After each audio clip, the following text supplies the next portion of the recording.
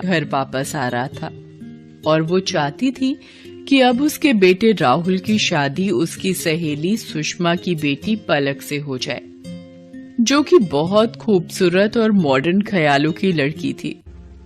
उसे अपनी खूबसूरती का बहुत घमंड था।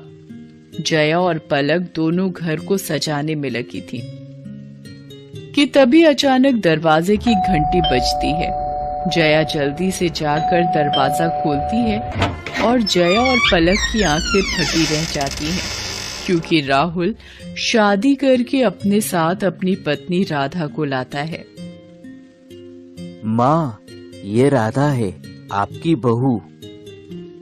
राधा जया के पैर छूती है।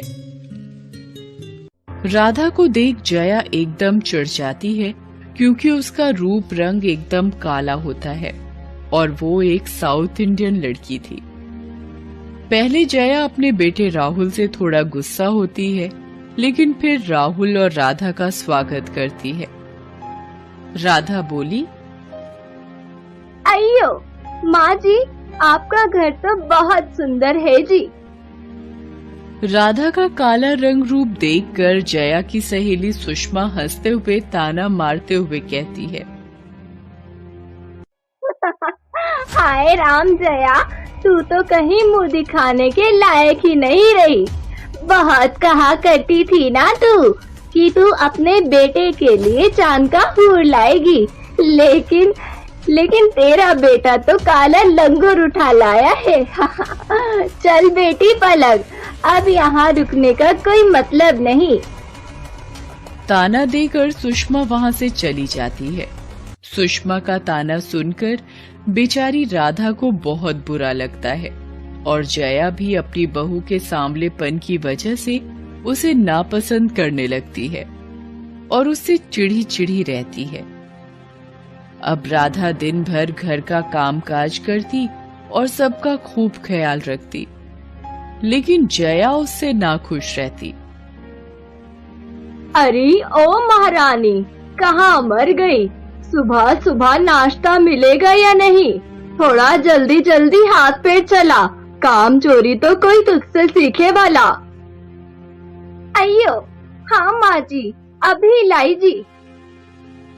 राधा नाश्ता लेकर आती है, जो देखकर जया का चेहरा लाल हो जाता है।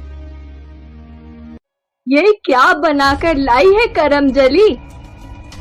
वो माँ जी, ये हमारे तरफ का खास डिश है जी।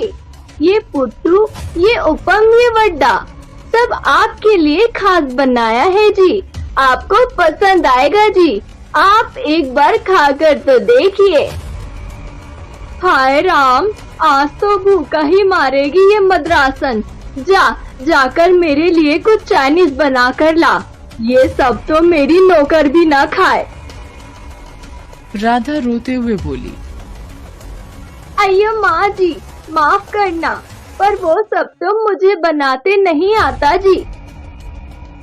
हाय राम, ना जाने किस पाप के बदले ये मनहूस मेरे गले पड़ गई। चल हट, अब जा यहाँ से, मुझे किटी पार्टी में जाना है।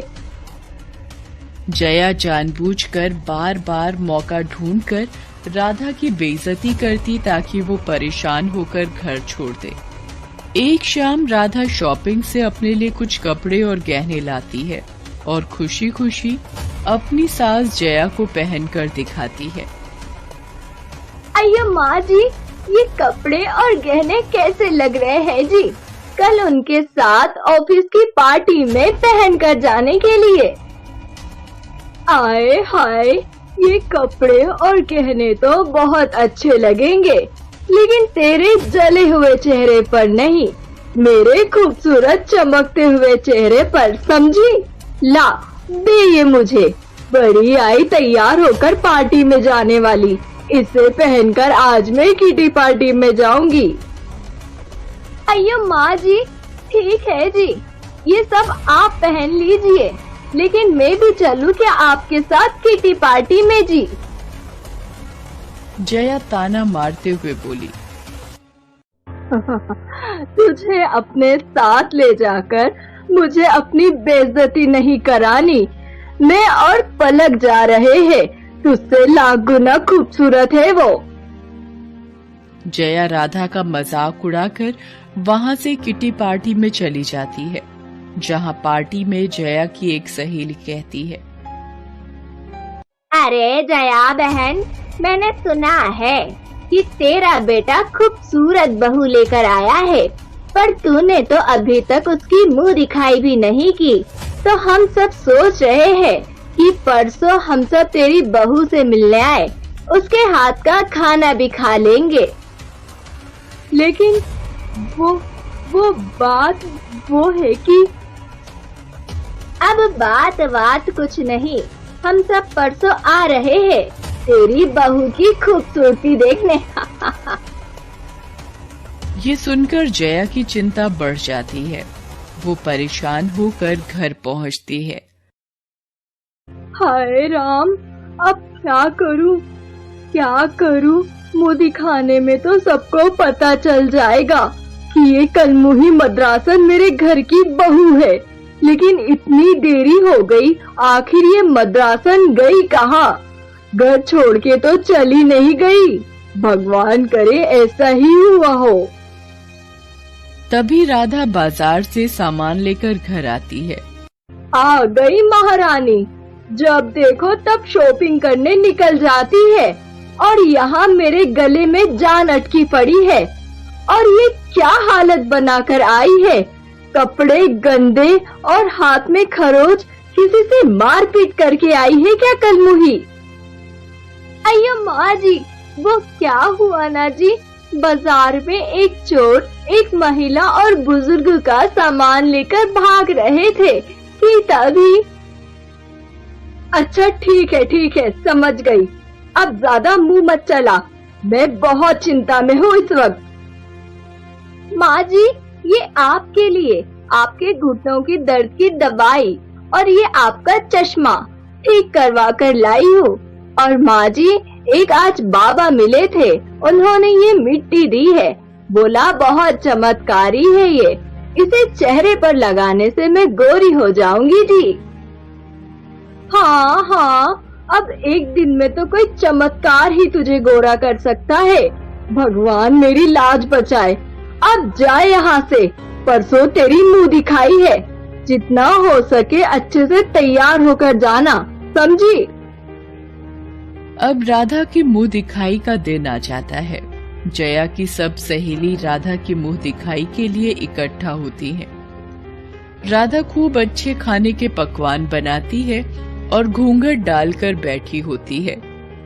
जब जया की सहेली गीता राधा का घूंघट उठाती है तो चमत्कार हो जाता है।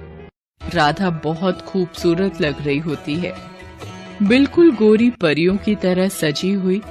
राधा की खूबसूरती देखकर सब हैरान रह जाते हैं। अरे जया बहन, ये तेरी बहू है। सचमुच ये तो बहुत ही खूबसूरत और होनहार है। लाखों में एक है, लाखों में। तू जानती है, कल ही की बात है, बाजार में एक दो चोर मेरे और बाबूजी का सामान लेकर भाग रहे थे। किसी ने हमारी मदद नहीं की। तब तेरी बहू ने बड़ी बहादुरी से उन चोरों से हमें बचाया और हमारा सामान हमें वापस मिल गया। तब हमें पता चला कि ये कोई मामूली लड़की नहीं, बल्कि एक पुलिस अफसर रह चुकी है। लेकिन एक एक्सीडेंट के बाद इसे अपनी नौकरी छोड़नी पड़ी। तू तो बहुत ही भाग्यशाली है जो तुझे इतनी होनहार बहू मिली है, सच में। अपनी सहेली गीता के मुंह से अपनी बहू की इतनी तारीफ सुनने के बाद जया की आंखों में आंसू आ जाते हैं और उसे अपनी गलती का एहसास होता है, क्योंकि उसने हमेशा अपनी बहू की बदसूरती के आगे कभी उसकी अच्छी खूबियों और खूबसूरत मन को देखा ही नहीं। और इसके बाद अब जया और राधा खुशी खुशी मिलजुल कर प्यार से रहने लगे और साथ ही किट्टी पार्टी में भी जाने लगे।